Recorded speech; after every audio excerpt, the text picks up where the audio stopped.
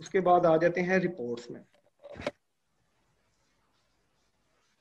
Attendance report में mostly दो reports ज्यादातर यूज होंगी, attendance wise, employee wise attendance detail flag wise, और employee wise attendance summary flag wise. ठीक है, आपको व्यू करवा देता हूँ employee wise attendance detail flag wise क्या है।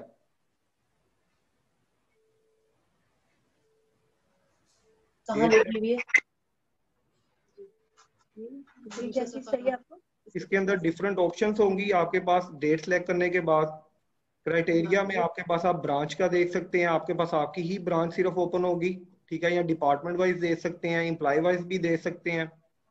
बिलफर्ज मैं एम्प्लॉय की करता हूँ और अपना ही देता हूँ। ठीक है, ये देखते हैं कि मैं चेंज कर दूं।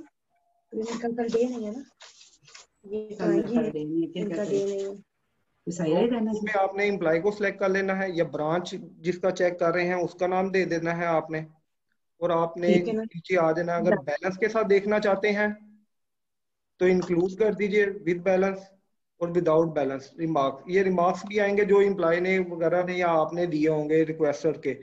जैसे अभी हमने अटेंडेंस लगाई है, एक सबमिट किया, उसका ये रिमार्क्स इसके साथ डिटेल देगा रिपोर्ट की। व्यू रिपोर्ट कर देना आपने।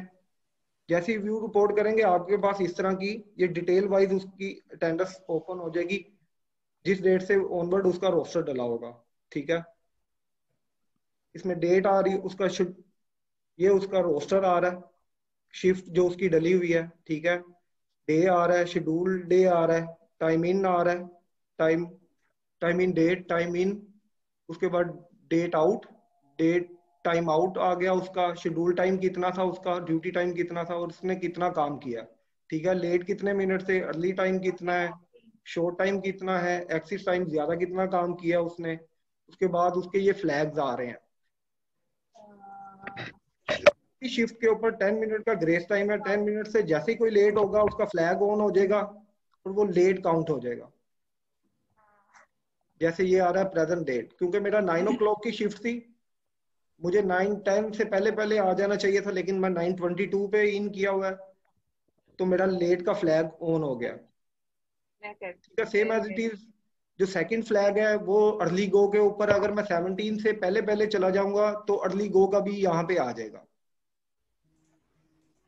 अगर आप मेरी 13 की अटेंडेंस देखेंगे, इसके अंदर मेरे रिमार्क्स भी आ रहे हैं कि मैंने टेंडर रिक्वेस्ट इन प्रोसेस है, ये मेरे हेड के पास अप्रूवल में है।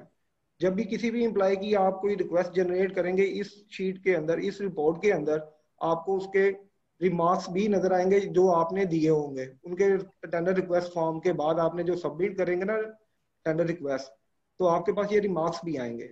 सेम एज इट इज अगर मैं अपने टाइम से टाइम इन और टाइम आउट के बिल्कुल एग्जैक्ट टाइम पे आता हूँ तो मेरा कोई फ्लैग ऑन नहीं होगा, प्रेजेंट ऑन टाइम होगा सारा कुछ।